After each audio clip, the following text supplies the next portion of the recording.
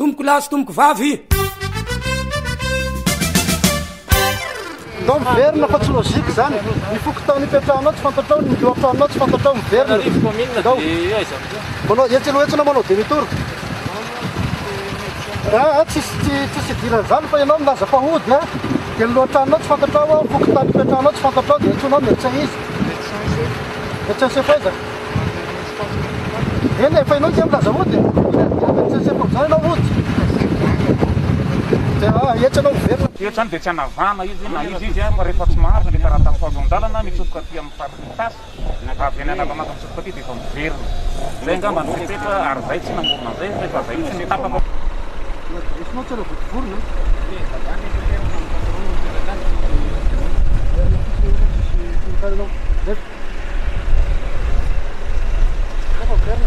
Ito amin'ny tsy toerana ity atao hoe Ambatomirahavavy.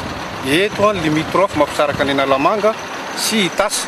Eto zany izahay no manatanteraka ireo izay didy manan-kery izay navoaka filoham-pirenena ka manentana ny tsirairay zany hanaraka atsakany sy andavany ireny voalaza filoham-pirenena reny fa eto amin'ny toerana ity zany dia tsy mahazo miditra na mivoaka amin'ny toerana ity izay olona tsy mahazo lalana amin'ireo tompony andraikitra. Atao entitra mihitsy ny fandraisana fepetra satria tsy mahavelively ny fihiboana ny mahapaka ny andro.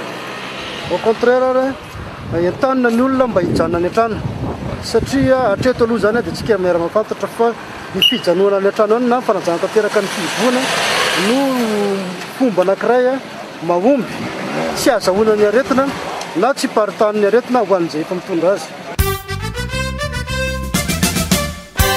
Saotra tomboko lahy, saotra tomboko vavy.